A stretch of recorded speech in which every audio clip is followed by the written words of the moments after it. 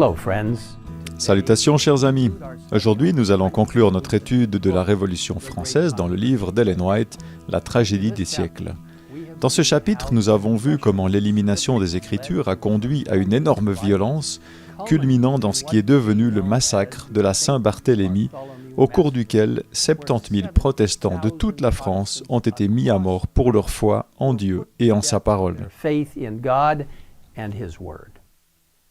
Dans Galates 6, au verset 7, la Bible nous dit clairement « On ne se moque pas de Dieu. Ce qu'un homme aura semé, il le récoltera aussi. » Ce texte des Écritures s'est réalisé lorsque, 200 ans plus tard, les premières victimes de la Révolution française ont été guillotinées à l'endroit même de Paris où les premiers martyrs de la foi protestante avaient été brûlés.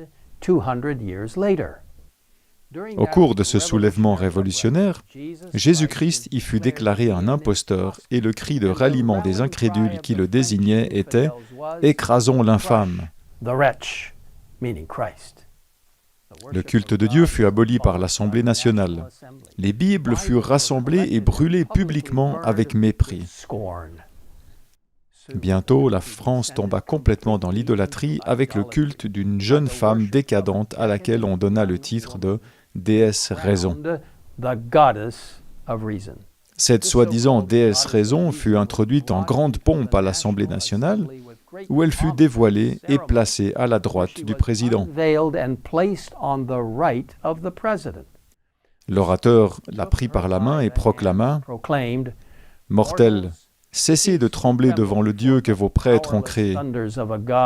Ne reconnaissez plus désormais d'autre divinité que la raison. Je vous présente sa plus noble et sa plus pure image. » De là, la déesse fut installée dans un magnifique carrosse et défila dans les rues de Paris jusqu'à la cathédrale Notre-Dame, où elle prit la place de la divinité.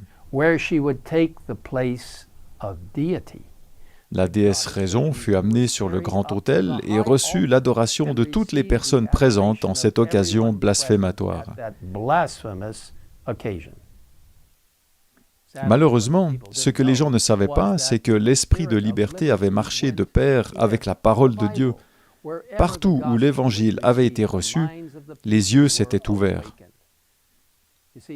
Les inégalités sociales, les difficultés économiques et le mécontentement politique qui ont conduit à la Révolution auraient pu être évités si la Bible n'avait pas été abolie pendant si longtemps.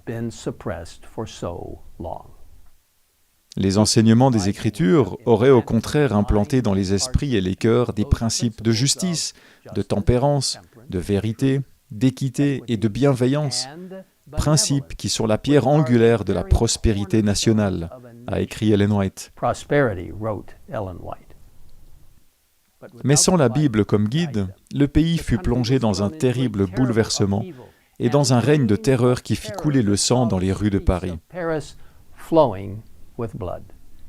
La paix et le bonheur furent bannis des foyers et des cœurs, écrit Ellen White. Personne n'était en sécurité. Celui qui triomphait aujourd'hui était demain accusé et condamné. La violence et la luxure avaient libre cours.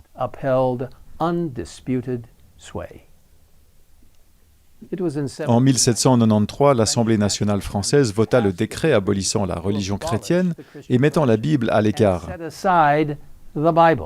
Et comme le prédisait la prophétie, 3 ans et demi plus tard, la même Assemblée nationale adopta une résolution annulant ces décrets et accordant la tolérance aux Écritures.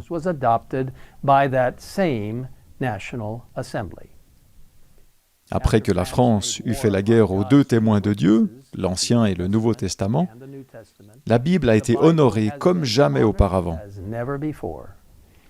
En 1804, la British and Foreign Bible Society fut créée. Des organisations bibliques similaires ont ensuite vu le jour dans toute l'Europe. Et en 1816, l'American Bible Society fut créée. En 1804, la Bible était disponible en 50 langues. Aujourd'hui, la Bible a été traduite en environ 700 langues et le Nouveau Testament, à lui seul, a été traduit en plus de 1500 langues.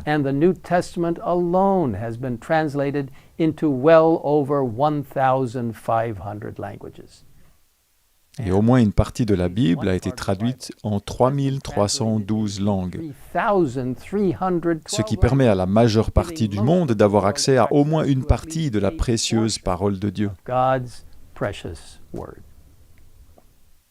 À maintes reprises, par l'élimination, le sophisme ou la violence, les êtres humains ont cherché à détruire Dieu et sa parole.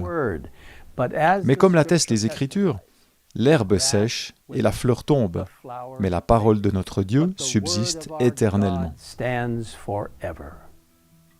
Chers amis, la parole de Dieu, remplie de promesses, de prophéties, de conseils et d'espoir, est solide comme un rocher. Nous pouvons nous y fier totalement. Ce que Dieu dit qui arrivera, arrivera réellement, et il reviendra bientôt. Partageons cette bonne nouvelle avec tous ceux qui attendent son retour, avec impatience. Et maintenant, je vous invite à prier avec moi. Père, merci pour la merveilleuse parole de Dieu, la Bible, qui est solide comme un rocher. Elle vient directement de la salle du trône céleste, donnée par des prophètes inspirés, afin que nous puissions mieux comprendre non seulement les prophéties pour l'avenir, mais aussi les instructions pour la vie quotidienne d'aujourd'hui. Seigneur, aide-nous à nous tenir fermement à ta parole. Merci pour la parole de Dieu, la Sainte Bible. Merci d'avoir permis qu'elle soit traduite en tant de langues. Et maintenant, Seigneur, aide-nous non seulement à partager cette parole, mais aussi à la vivre dans la puissance du Saint-Esprit. Nous te le demandons au nom de Jésus. Amen.